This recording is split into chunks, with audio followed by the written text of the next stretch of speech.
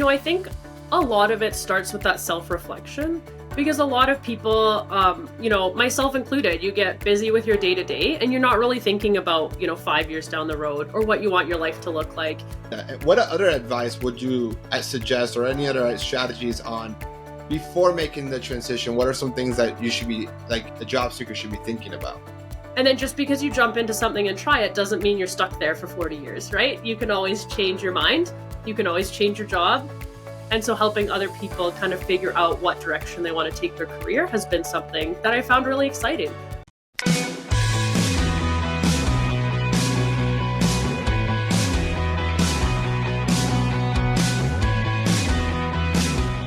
All right, welcome to another episode of the How to Get a Job podcast. Today, we're going to be talking about transitioning, career pivoting.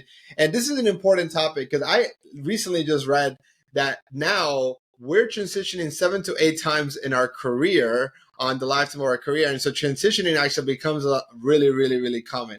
It's no longer the days that someone starts with a company, 30 years later, they retire with the gold watch, that's out the door. We are living a gig economy. Companies and both companies and employees are seeing that change is okay and that pivoting is okay. And so to talk about this important topic of, transitioning and changing careers, I have an amazing guest for you. I have Steph Gillis, and she is a career coach and business coach and the founder of Steph Gillis Coaching. Steph, how are you? Welcome to the show. I'm good. Thank you. Thanks for having me. Super excited. So, why transitional coaching? Why not early careers or mid careers? Why did you decide to go into transitional coaching? Yeah. So when I first got into the workforce, I graduated high school. I went to university for a year, but I really couldn't decide what I wanted to do because I grew up with that same message, right? That you need to get a job and stay there until you retire. And that wasn't something that resonated with me. And so I ended up having 32 jobs in 15 years, trying to figure out kind of what I wanted to do, how I wanted to get there. And then I ended up graduating with a social work degree, worked in the nonprofit world. And then when I was laid off, I kind of decided to start my own business. So that's how I started career coaching and resume writing. And I just found that throughout the past 2.5 years of working with people is career transitions are really what I think is the most exciting. When people are transitioning into a new area, when they're following their passion, because a lot of times we can feel stuck or frustrated in a role we're in. Sometimes it was good for a while, but then we outgrow it and our passions change. So we want to switch to something different. And those have been the clients that really resonated with me because I always struggled trying to figure out what I wanted to do. And so helping other people kind of figure out what direction they want to take their career has been something that I found really exciting. And I find that those people tend to be, more excited about pursuing their passion than, if someone's just trying to get another job or, looking for a promotion or something like that. So I just found those people have been a lot of fun to work with. No, I love it. It's super interesting. You said 32 jobs in 15 years? Yes. Wow. So let me ask you a question. Let me just play some devil's advocate. Like, if I'm listening to this and I say, Steph, like, my biggest fear of switching jobs is that I don't want people to look at my resume and just automatically give me a red flag because of all the job hopping. And I feel like that's actually going to hurt me and make it harder for me to find a job. What have you found? Has that been the case? So yes, I mean, absolutely. You want to stay at a place for at least a year to reflect on your resume. But some of those jobs I was working simultaneously. And when I was writing my resume, I was just very creative about it. So I wouldn't always I obviously didn't include 32 jobs on my resume. That would be crazy. So I just picked the most relevant ones that made sense for the direction that my career was going at the time. But yes, I do recommend, now that I'm older and more mature, to stay at a job for at least a year, if not longer, so that you can have more information to add to your resume. But that's not always the case, right? You might get into a role, you might get laid off quickly, or it just might not be a fit, and that's okay too. Just as long as it's not like, every few months you're getting a new job, then usually it can be okay for sure. I know you talk a lot about living your life on purpose and moving into a career you love. Like, how do you suggest, I I think, that's super important, but I find it for some people it's super easy to find that and for others it's not, right? So I think a lot about that. Like my wife and I, like for me, I always knew I wanted to have my own business. I've always knew that I've been very entrepreneurial. I always knew that I wanted to go into something where I'm like doing public speaking, teaching, helping, and career coaching, consulting is perfect, right? On the other side, my wife is really good at a lot of things, but I think she struggles to identify like what she loves, and it took her much longer. So what advice do you have for people who maybe haven't found their life purpose or found a career they love, and what are some of the steps that you advise them to take to be able to gain some clarity? Yeah, I can really relate to your wife. That was me 100% trying to figure out what I wanted. I mean, even in business, I still kind of like, what could I do now? I'm always thinking of new beginnings because that's just what I loved to do. And so what I really find is for me, what made a big difference is working with a coach. So working with someone who, can see things from a different perspective, right? Because I do have a lot of things that I love to do, but really focusing in is where you thrive. And trying something for a year is always a good way to look at it as well. Because you might try something for a year and you're like, that wasn't quite the right fit, but I kind of liked certain aspects of it. And so, having that opportunity to try it and see how you feel about it. Another thing when you're looking at careers is to conduct informational interviews, right? Before Mm. you jump in all the way, is talk to someone who's been in that role. How's it been going for them? Are they enjoying it? What do they like about it? Kind of what does the day-to-day look like? What don't they like about it? And you can kind of start to see whether it fits or not. And so doing that research, that self-discovery through coaching, then the research through talking to people, through informational interviews. And then if you think you found something, jumping in and giving it a try. I think those are the best ways to do it. And then just because you jump into something and try it doesn't mean you're stuck there for 40 years, right? You can always change your mind. You can always change your job. For people who are multi-passionate, sometimes that means they like to do something for 5 years and then move on to a different passion, in the next 5 years. And that's totally fine. Such great advice in the sense of like two things that really stood out to me there. It's like one, work with a coach, and in having someone who's done what you're trying to do are a really great coach. And the second one is informational interviews of like before making that transition, before making that career pivot, before saying, I want to be a product manager, or I want to go into consulting, or I want to do X, Y, and Z. You're right. Like how many people are actually taking the time to find those individuals, whether it's in their personal network or LinkedIn, and saying, hey, we'd love to just share, learn about your experience. I see you've been in consulting. I see you've been in project manager for 2-3 years. What's your favorite parts? What's your least favorite parts? And if their least favorite parts are your favorite parts or vice versa, then you kind of can get a good gauge if this is worth investing in. I think it's so important. I think people miss the clarity stage because they're just like, okay, I'm not happy at my job, so I'm just going to go ahead and change jobs. And anything's better than what I'm currently doing. And then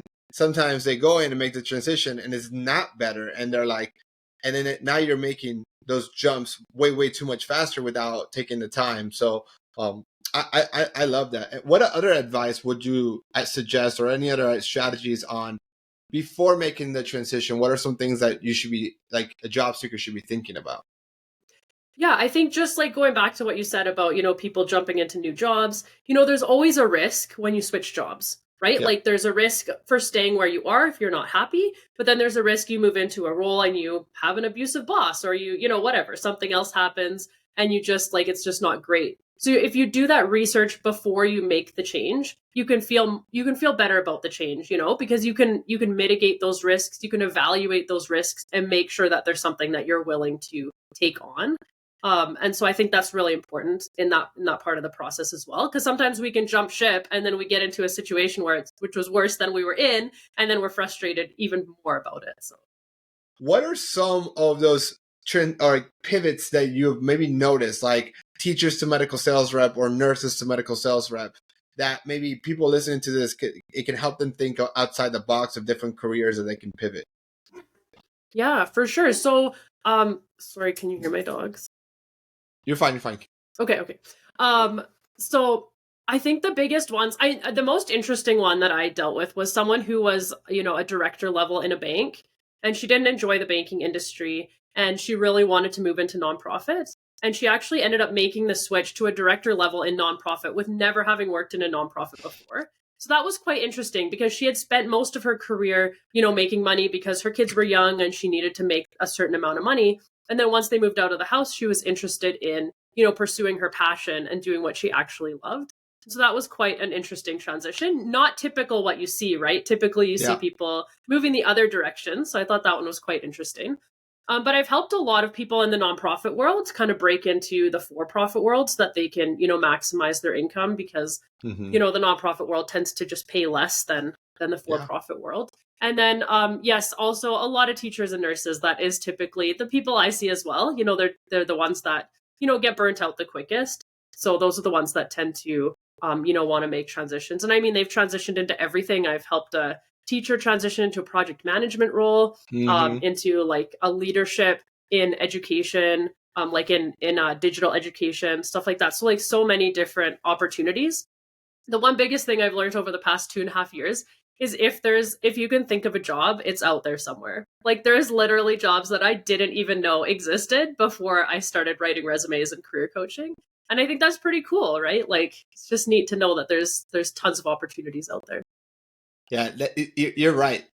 If you can think of it, there's a job out there for it. And if you're the best at that, you can probably make really good income in anything you do. Like, and I think about like somebody growing up would be like, oh, like, like you're gonna be a clown, you can't make a lot of money being a clown. I'm like, actually, I have a friend who works at Circus du Soleil and he does pretty well for himself. So like, Yeah. uh, so if you're at the top of your industry, it doesn't matter what industry it is, like you can make really good money and follow your passion. So what advice do you have in terms of like finding life purpose? Like, how do you, as you're interviewing with companies, is there any advice, tricks, and questions or things that they should be thinking about as they're identifying if this job or this company can help me get closer or be somewhere where I feel like I'm actually living my life purpose? I think a lot of it starts with that self reflection because a lot of people, myself included, you get busy with your day to day and you're not really thinking about, 5 years down the road or what you want your life to look like. You get bogged down in kids and bills and all that kind of stuff. And so the biggest first step is to really discover what you want. So like, where do you want to be 5 years from today? Allowing Hmm. yourself to dream again. A lot of my clients, they've gone through really hard things in their life and dreaming just isn't on top of their radar. It's too risky to dream because, their dreams have been shattered before. And so reminding them that it's okay to dream and that it's safe to dream and think about what you want that future to look like. Because if you don't have a vision of what you want your life to look like, then it's going to be impossible to know how to move towards it. Right. And that's the first step kind of in the life purpose is figuring out your dream, what you want your life to look like. And you can do that in a few ways. One of the ways is by looking at people around you. When do you feel jealous? When you're looking on Instagram and you're like, oh man, that life is so cool. Or like, oh, I really would never want to do that.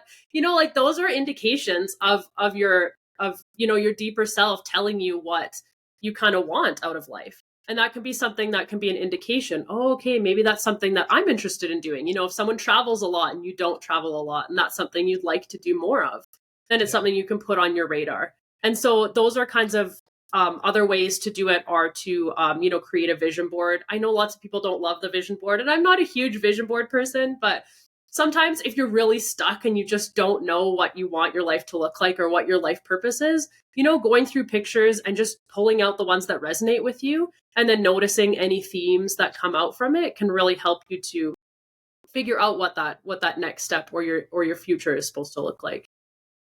Love it. I actually love the vision board, but not so much to the sense of like if I just put it up there, it'll come true.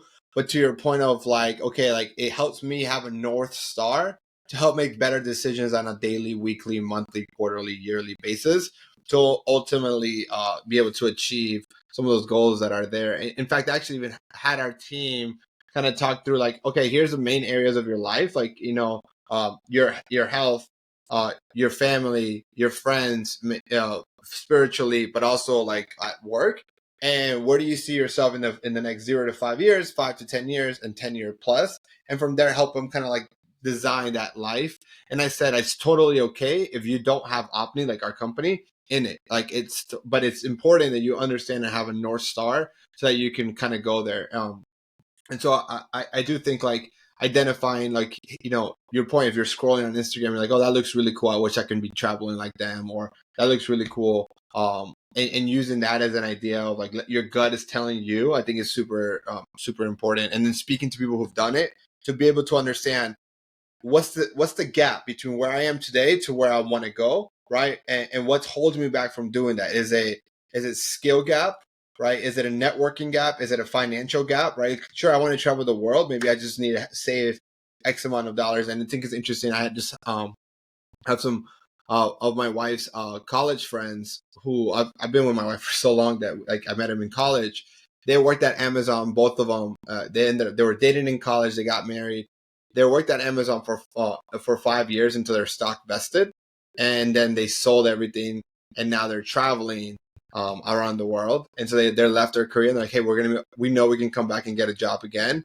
And they're using that, and so it's something that they've been planning from, I think, like year 2 or 3. They realized they didn't like, this is what they wanted to do, and it was something that it took them 3 years to be able to save up, plan, and figure it out. And like you can see that they're really enjoying it, and they feel really on purpose. And I think now they have 2-3 years to be able to build their next stage. So they're really into fitness. So he's doing a virtual like fitness coach, and it's funny because he's my fitness coach because I actually needed one. He knows what he's talking about, and so it's like a win-win because he's now building it that business. So love what you're sharing here, Steph. As we wrap it up, would love for you to share the audience a little bit more about you, your services, and if people want to learn more about you, where can they get a hold of you or connect with you? Yeah, for sure. So I hang out mostly on LinkedIn. It's just Steph Gillis is my name. And my website is the same, stephgillis.com. I offer coaching programs as well as personal branding services. So if you're looking to switch jobs, I help you, write your resume, cover letter, and LinkedIn focused on this new career direction. I really specialize in helping people figure out their transferable skills for a complete 180 in their career. And then I help people with coaching. I call it career story coaching, where I help them figure out their background, figure out kind of where they want to go, learn about their dreams and their purpose for their life, so that they can really start making those moves towards their dream life and their dream career. Love it. Love it. So I'm going to put a link to you, Steph's LinkedIn, as well as her website here below on the show notes. So if you guys want to connect with Steph, I definitely highly encourage you. Steph, thank you so much for coming. And for all of you listening, if you enjoyed this episode and you know someone that's going through a career transition right now or even thinking about it, if you could please just share this episode with them, this will mean the world to us. And make sure to connect with Steph. And thank you so much for listening, and catch you all on the next episode. Bye.